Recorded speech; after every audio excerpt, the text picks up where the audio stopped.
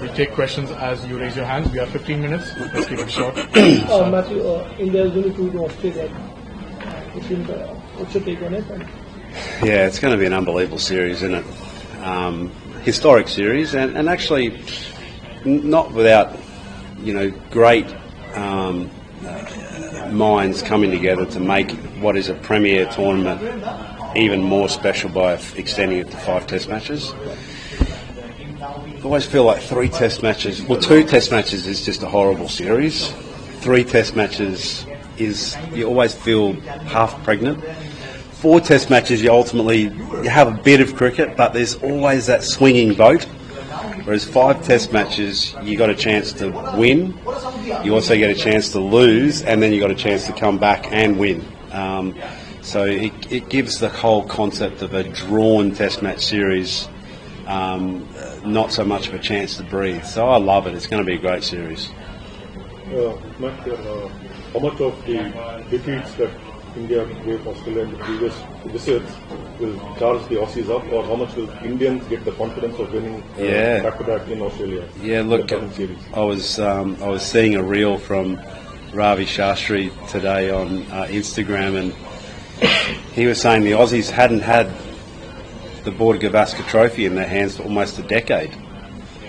Well, them's the fighting words straight away. We haven't had it in our hands for 2 series in Australia, which is kind of the coveted grounds, not dissimilar to, the Steve Waugh era here in 2001, where this was the hallowed turf. This was a place where Australia really wanted to come and win, and his great era didn't do it.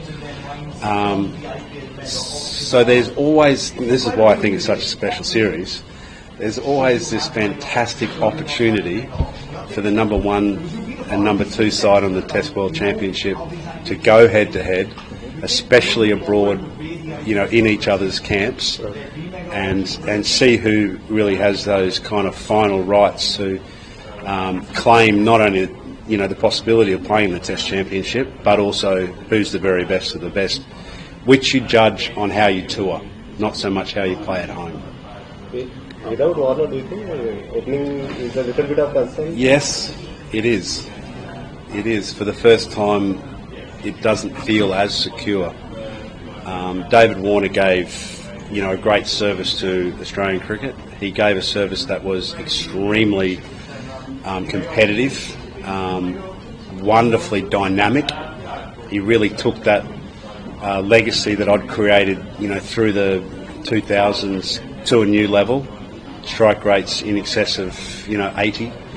And gave great momentum to the top order, which otherwise is quite a conservative, very good but very conservative batting lineup. So, I think he's a enormous loss in terms of how do you replace them. Clearly, they've gone in the direction of Steve Smith thus far. Whether they continue with that strategy, time will tell.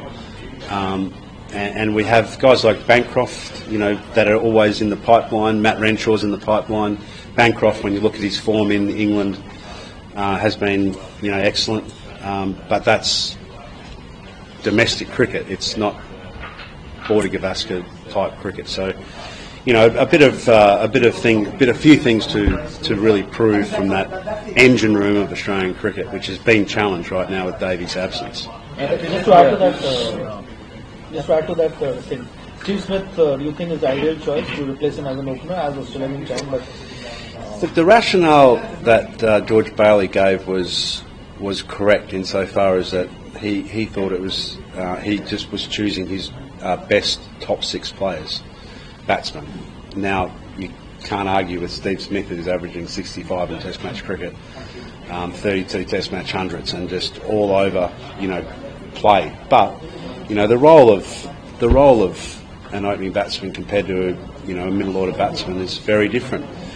And it didn't take long to discover that when you get into challenging conditions like they faced in the first series outside of Australia, which was in New Zealand, that opening the batting is very difficult. And so, look, I personally, as I said at the time, was on record saying that I didn't like changing. I think it's crazy to think that you have the world's best in class batter in a certain position, and then you change to a completely different position. For a few reasons, I think that's crazy. Firstly, why? Such a gun in that position, such a coveted player. And then it also is not a great nod to the first class setup, which is very much in Australian cricket culture been driving great results towards key roles, be that any one of the roles, wicket-keeping, batting, spinners, fast bowlers, opening batters. So, the 1, 2 and 3 is a category which needs to be protected, in my opinion. It sets up play. How do you see Yashasvi Jaiswal shaping up in the fighters series? I think it's all fit fighters matches to go. Someone like Nathan Lane has already said he's going to target him. He already had a word with Tom Hartley. Isn't it great that this series is shaping up to be a heavyweight bout? Someone like the GOAT going after, what is, in my opinion, one of the key assets for Indian cricket. And Yazzie certainly proving to be that.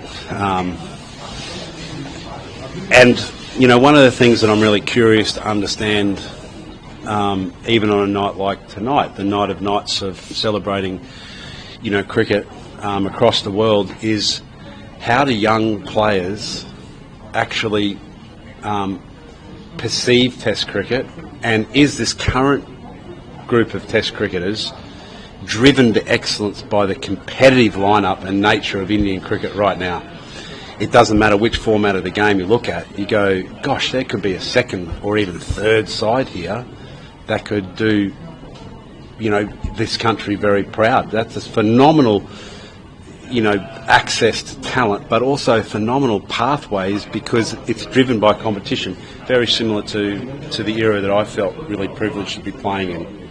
There's 4 or 5 guys that could have been opening the batting, with me, or I'm sitting there in the wings as I was for 7 years waiting for my opportunity.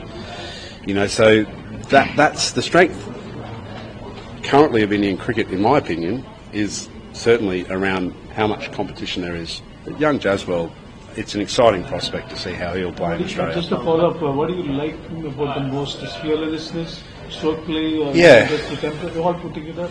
Is he a package? I think he's a package. Yes, his stroke play is superb. His ability in particular to hit on the up through the covers is phenomenal. That'll also have its vulnerabilities. I'm looking forward to seeing how he adjusts, on bouncy tracks. We did notice a few times in the IPL that there was some. He's a very hard hitter of the ball, pull shots in particular. But that'll be challenged by 3 world-class speedsters, assuming they're all fit, and on much bigger grounds as well. Grounds that it has to almost be the perfect contact for that ball to sail over 6. You can get caught easily 3/4 of the way in the fence. So they're little adjustments that world-class players like Jazzy will make, for sure. How do you expect the pitches to be, Matthew? There's one of the pinball discussion. Yeah, look, it's a pretty well-worn path, our drop-in wickets, meaning that the groundsmen tend to start them with quite a lot of grass cover, between 11 and 13 mil usually on day one, which means that they can be quite spicy with the new ball. They leave them that way because what happens inevitably is they get flatter and flatter and flatter, and they don't break up, crack, and turn. There's not a lot in it for the bowlers post the first few days. So we're talking now, when you look at the string of the venues, you've got Perth, you've then got Adelaide, then you've got Brisbane, then you've got the traditions of Sydney and Melbourne Test match. 3 out of 5 are drop-in wickets. 1 is a day-night Test match, which the second Test match, again, once you get those overhead conditions under that twilight zone, they can be really difficult. I would go as far as to say that the home advantage in Australia has been taken away quite a lot, simply on the basis that if you get the wrong side of a certain session,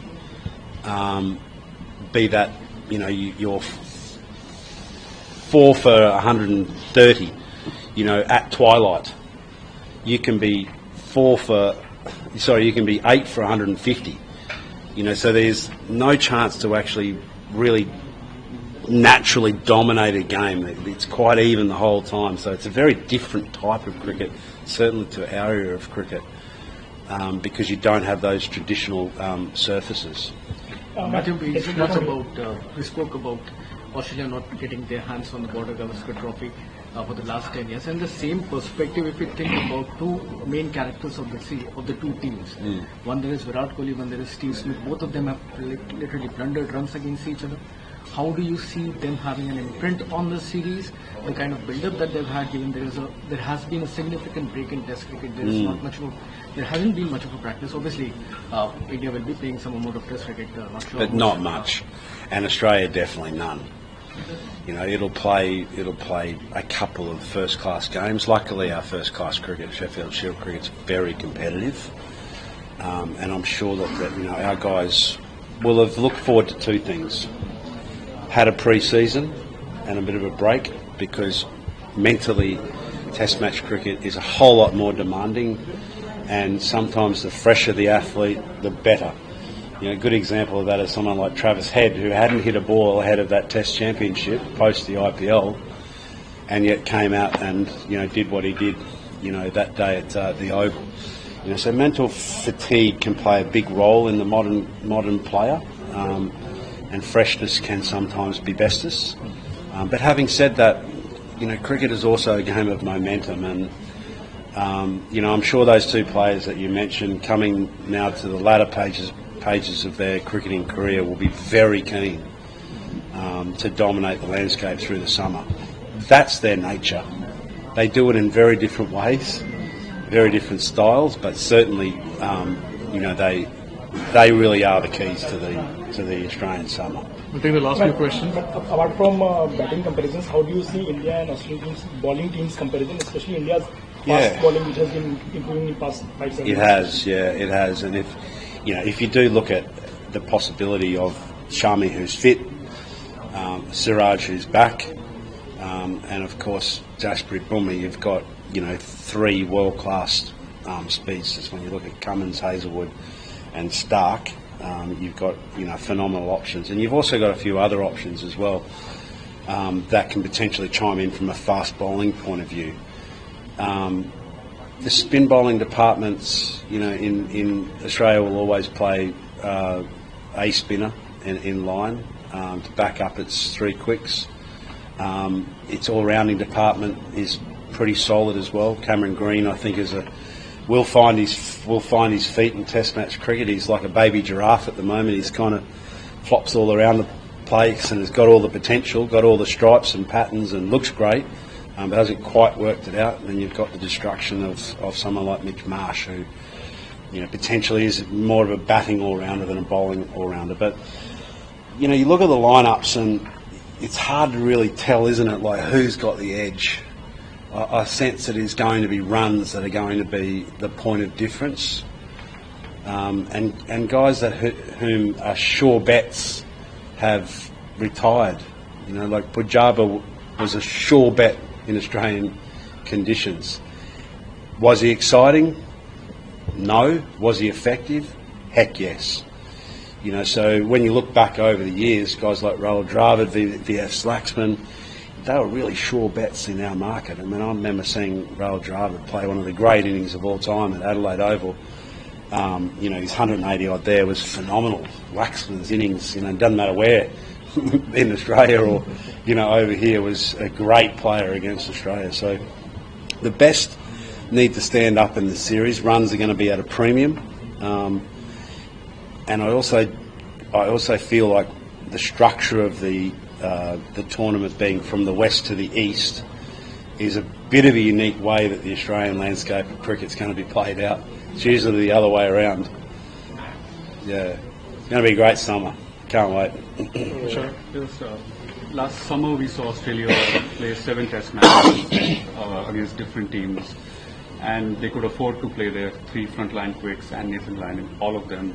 I guess one of the reasons was not a single one of those matches went into the 5th day. They hardly had to bowl more than 80, 90 overs in a single innings. But this time, 5 test matches against India, and having won against India in the last 10 years in Australia. What is the best way to keep their bowlers fresh throughout the 5 tests, or should they adopt to the rotational policy? Yeah, it's a great question in the modern era. You know, when you've got players that are playing across formats, and India's got plenty of those as well. And I'm sure the same question will come up for a Jasprit Bumrah as what it will of Pat Cummins. Look, it's a battle of attrition, but I can't think of too many games of Test match cricket that go 5 days. You know, so what's typically now happening is that the pattern is being set amongst batting units that they're scoring at faster rates, not T20 rates, but certainly faster rates. But of course, what we all take for granted as cricket followers is just the risk that goes into that. So, you know, batting long periods of time has been kind of the strategy of Australian cricket, hasn't it?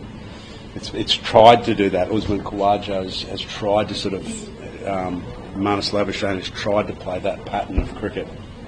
And then